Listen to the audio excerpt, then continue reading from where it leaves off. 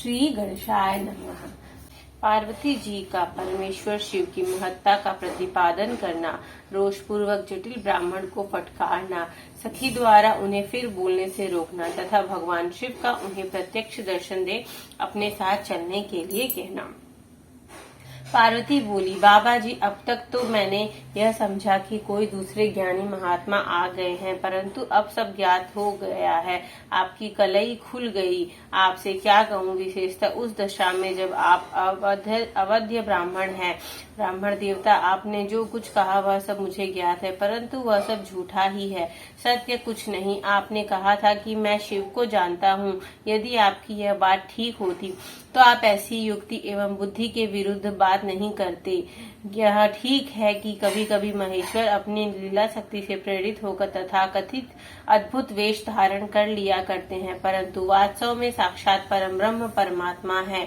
उन्होंने स्वेच्छा से ही शरीर धारण किया है। आप ब्रह्मचारी का स्वरूप धारण कर मुझे ठगने के लिए उद्धत हो यहाँ आए हैं और अनुचित एवं असंगत युक्तियों का सहारा ले छल कपट से युक्त बातें बोल रहे हैं। मैं भगवान शंकर के स्वरूप को भली भांति जानती हूँ, इसीलिए यथा योग्य विचार करके उनके तत्व का वर्णन करती हूँ। वास्तव में शिव निर्गुण ब्रह्म हैं, कारणवश सगुण हो गए हैं। जो निर्गुण है, समस्त गुणों जिनके स्वरूप भूत हैं, उनकी जाति कैसी हो सकती है। वे भगवान सदाशिव समस्त विधाओं के आधार और फिर उन पूर्ण परमात्मा को किसी विधा से क्या काम। पूर्व काल में कल्प के आरंभ में भगवान शंभु ने श्री विष्णु को उच्छावास रूप से संपूर्ण वेद प्रदान किए थे। अतः उनके समान उत्तम प्रभु दूसरा कौन है, जो सबके आदि कारण है। उनकी अवस्था अथवा आयु का माप तौल कैसे हो सकता है। प्रकृति उन्हीं से उत्पन्न हुई है, फिर उनकी शक्ति का दूसरा क्या कारण हो सकता है। जो लोग सदा प्रेम पूर्वक शक्ति के स्वामी भगवान शंकर का भजन करते हैं, उन्हें भगवान शंभु प्रभु शक्ति, उत्साह शक्ति एवं मंत्र शक्ति, ये तीनों अक्षय शक्तियां प्रदान करते हैं। भगवान शिव के भजन से ही जीव मृत्यु को जीत लेता है और निर्भय हो जाता है, इसलिए तीनों लोकों में उनका मृत्युंजय नाम प्रसिद्ध है। उन्हीं के अनुग्रह से विष्णु विष्णु तत्व को, ब्रह्मा ब्रह्म तत्व को और देवता देव तत्व को प्राप्त हुए हैं। शिव जी का पक्ष लेकर बहुत बोलने से क्या लाभ, वे भगवान स्वयं ही महाप्रभु हैं। कल्याण रूपी शिव की सेवा से यहाँ कौन सा मनोरथ सिद्ध नहीं हो सकता। उन देव जी के पास किस बात की कमी है जो वे भगवान सदाशिव स्वयं मुझे पाने की इच्छा करें। यदि शंकर की सेवा ना करें तो मनुष्य 7 जन्मों तक दरिद्र होता है और उन्हीं की सेवा से सेवक को लोक में कभी नष्ट ना होने वाली लक्ष्मी प्राप्त होती है। जिनके सामने 8 सिद्धियां नित्य आकर निश्चित सिर नीचा किए उस इच्छा से नृत्य करती हैं कि वे भगवान हम पर संतुष्ट हो जाएं, उनके लिए कोई भी हितकर वस्तु दुर्लभ कैसे हो सकती है।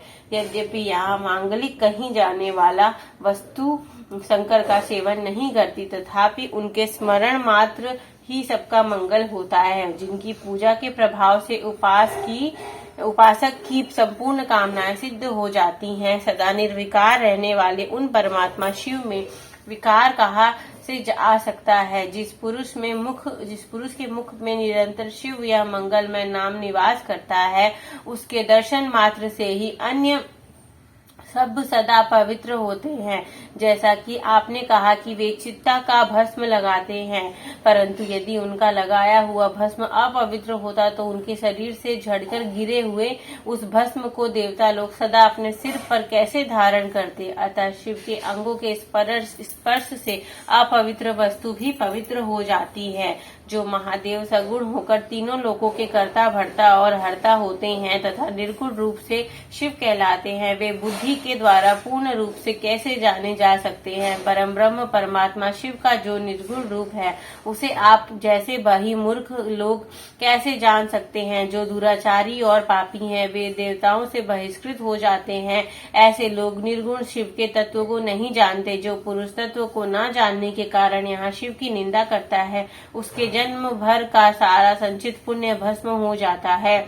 आपने जो यहाँ अमित तेजस्वी महादेव जी का निंदा की और मैंने जो उनकी पूजा की है उससे मुझे पाप की भागनी होना पड़ा। शिवद्रोही को देखकर वस्त्र सहित स्नान करना चाहिए। शिवद्रोही का दर्शन हो जाने पर प्रायश्चित करना चाहिए। इतना कहकर पार्वती उस ब्राह्मण पर अधिक रुष्ट होकर बोली, अरे ये दुष्ट, तूने कहा था कि मैं शंकर को जानता हूँ, परंतु निश्चय ही तूने उन सनातन शिव को नहीं जाना। भगवान रुद्र को तू जैसा कहता है वे वैसे ही क्यों ना हो, उनके जैसा भी बहुसंख्यक रूप क्यों ना हो। सत्पुरुषों के प्रियतम नित्य निर्विकार वे भगवान शिव ही मेरे अभिष्टम देव हैं। ब्रह्मा और विष्णु भी कभी उन महात्मा हर के सामने नहीं हो सकते। फिर दूसरे देवताओं की तो बात ही क्या, क्योंकि वे सदैव काल के अधीन हैं। इस प्रकार अपनी शुद्ध बुद्धि से तत्वत विचार कर मैं शिव के लिए वन में आकर बड़ी भारी तपस्या कर रही हूँ। वे भक्त वत्सल सर्वेश्वर शिव ही सबके परमेश्वर हैं। दीनों पर अनुग्रह करने वाले उन महादेव को ही प्राप्त करने की मेरी इच्छा है। ब्रह्मा जी कहते हैं, नारद ऐसा कहकर गिरिराज नंदिनी गिरिजा चुप हो गई और निर्विकार चित्त से भगवान शिव का ध्यान करने लगी। देवी की बात सुनकर वह ब्रह्मचारी ब्राह्मण ज्यों ही कुछ फिर कहने के लिए उद्धत हुआ, त्यों ही शिव में आस्तचित्त होने के कारण उनकी निंदा सुनने से विमुख हुई पार्वती अपनी सखी विजया से शीघ्र बोली। पार्वती ने कहा, शीघ्र सखी, इस अधम ब्राह्मण को यत्न पूर्वक रोको, यह फिर कुछ कहना चाहता है। यह केवल शिव की निंदा ही करेगा। जो शिव की निंदा करता है केवल उसी को पाप नहीं लगता, जो उस निंदा को सुनता है वह भी वहाँ पाप का भागी होता है। भगवान शिव के उपासकों को चाहिए कि वे शिव की निंदा करने वाले का स्वार्थ सर्वथा वध करे। यदि वह ब्राह्मण हो तो उसे अवश्य ही त्याग दे और स्वयं उस निंदा के स्थान से शीघ्र दूर चले जाए। यह दुष्ट ब्राह्मण फिर शिव की निंदा करेगा। ब्राह्मण होने के कारण यह वध्य तो नहीं है नहीं, अतः त्याग देने योग्य है।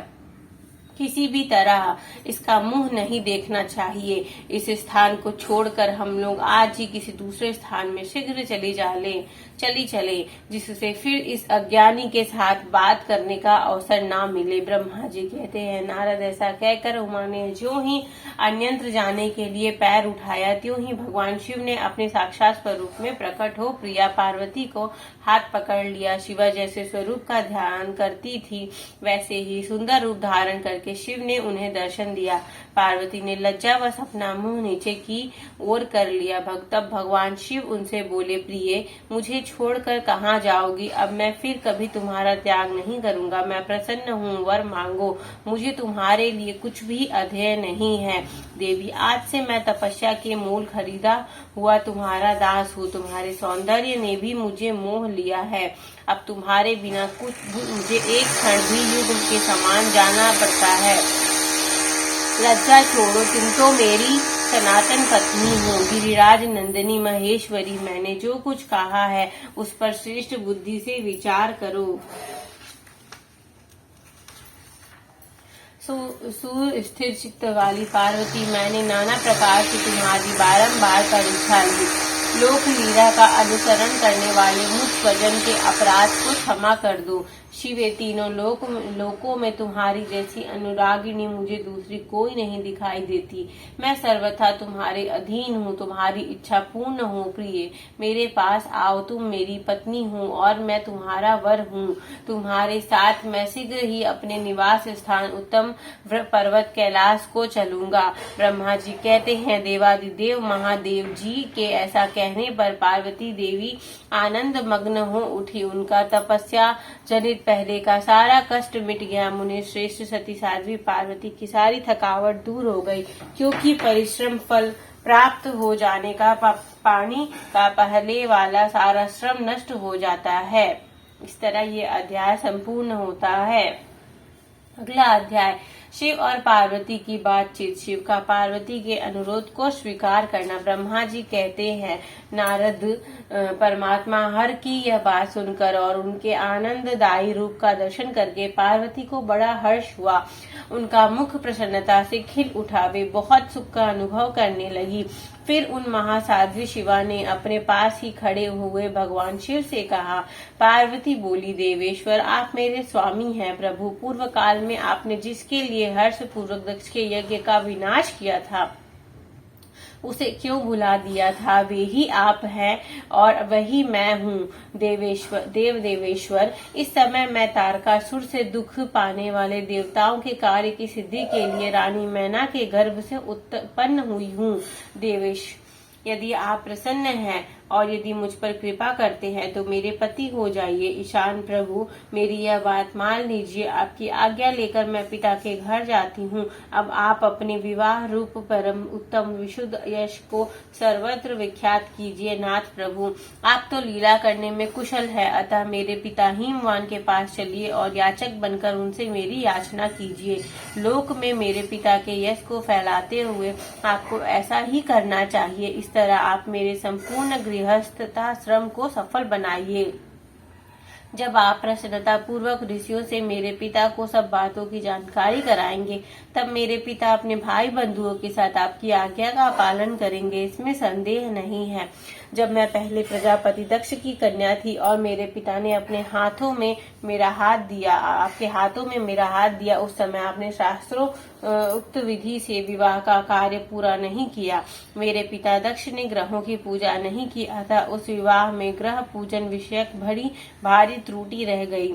इसलिए प्रभु महादेव अब की बार देवताओं के कार्य की सिद्धि के लिए आप शास्त्रों से युक्त विधि से विवाह कार्य का संपादन करें। विवाह की जैसी रीति है उसका पालन आपको अवश्य करना चाहिए। मेरे पिता हिमवान को यह अच्छी तरह ज्ञात हो जाना चाहिए कि मेरी पुत्री ने शुभ कारक तपस्या की है। पार्वती की ऐसी बात सुनकर भगवान सदाशिव बड़े प्रसन्न हुए और उनसे हंसते हुए प्रेम पूर्वक बोले। शिव ने कहा, देवी महेश्वरी मेरी यह उत्तम बात सुनो। यह उचित मंगल कारक है और निर्दोष है, इसे सुनकर वैसा ही करो। वरानने ब्रह्मा आदि जितने भी प्राणी हैं वे सब अनित्य है। भामिनी यह सब जो कुछ दिखाई देता है इसे नश्वर समझो। मैं निर्गुण परमात्मा ही गुणों से युक्त हो एक से अनेक हो गया हूँ। जो अपने प्रकाश से प्रकाशित होता है वही परमात्मा मैं दूसरे के प्रकाश से प्रकाशित होने वाला हो गया।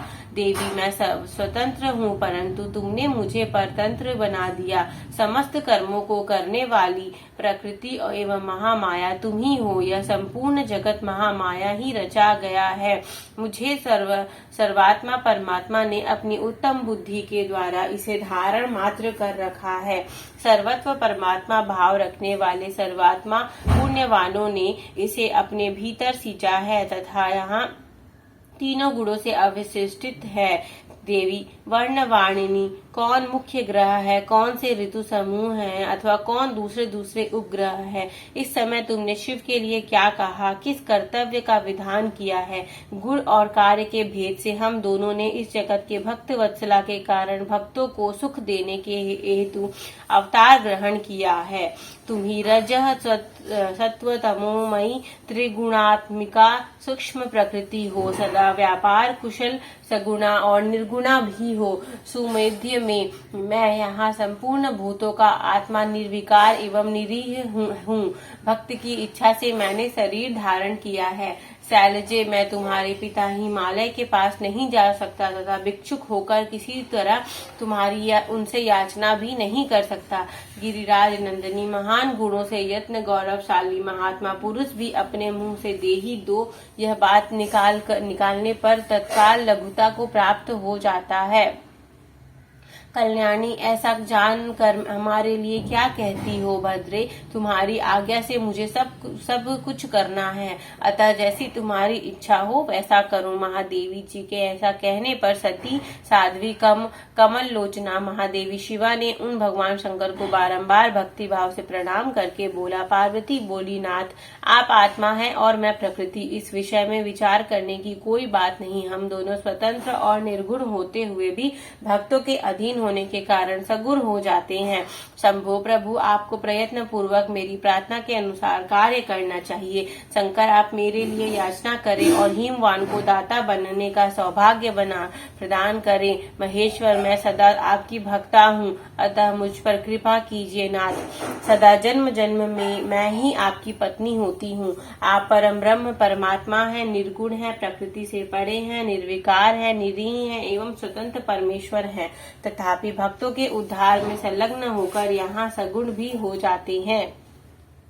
स्वात्मा राम होकर भी लीला बिहारी बन जाते हैं, क्योंकि आप नाना प्रकार की लीलाएं करने में कुशल हैं। महादेव माहेश्वर, मैं सब प्रकार से आपको जानती हूँ, सर्वज्ञ। यह अब बहुत कहने से क्या लाभ, मुझ पर दया कीजिए नाथ। महान अद्भुत लीला करके लोक में अपने सुयश का विस्तार कीजिए, जिसे गा गा कर लोग अन्यास ही भव सागर में पार हो जाए। ब्रह्मा जी कहते हैं, नारद ऐसा कहकर गिरिजा ने महेश्वर को बारंबार प्रणाम किया और मस्तक झुकाकर हाथ जोड़े हुए चुप हो गई।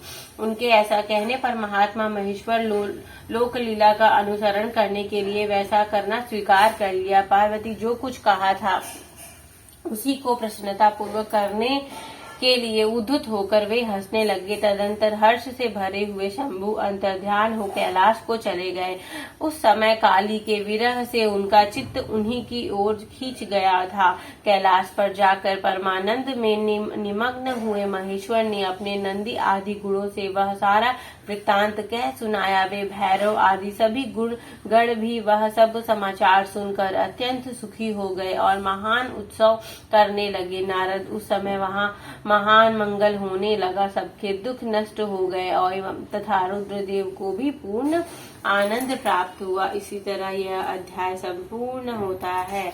हर हर महादेव, शिव शंभो। ओम जय शिव ओंकारा, प्रभु हर शिव ओंकारा।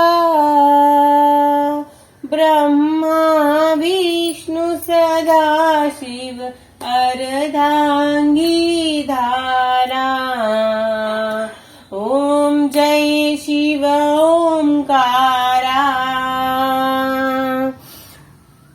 एकानन चतुरानन पंचानन राजे,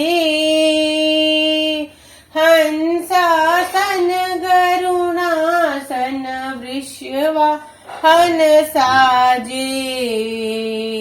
ओम जय शिव ओंकारा। दो भुज चार चतुर्भुज दस भुज अति सोहे, त्रिगुण रूप निरखता त्रिभुवन जन मोहे। ओम जय शिव ओंकारा। अक्षमाला वनमाला रुंडमाला धारी, चंदन मृग मद सोहे भोले शशिधारी। ओम जय शिव ओंकारा।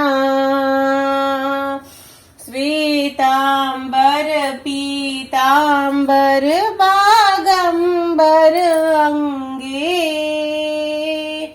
सनकादिक गरुणादिक भूतादिक संगे। ओम जय शिव ओंकारा। कर के मध्य कमंडलु चक्र त्रिशूल धरता, जग करता जग भरता जग संहार करता। ओम जय शिव ओंकारा। ब्रह्मा विष्णु सदा शिव जानत विवेका, प्रणवाक्षर मध्य ये तीनों एका। का। ओम जय शिव ओमकारा। काशी में विश्वनाथ विराजत नंदी ब्रह्मचारी। नित उठी भोग लगावत महिमाति भारी। ओम जय शिव ओमकारा। त्रिगुण शिव जी की आरती जो कोई नर गावे। कहत शिवानंद स्वामी मन वांछित फल पावे। ओम जय शिव ओमकारा। बोलो हर हर महादेव की जय।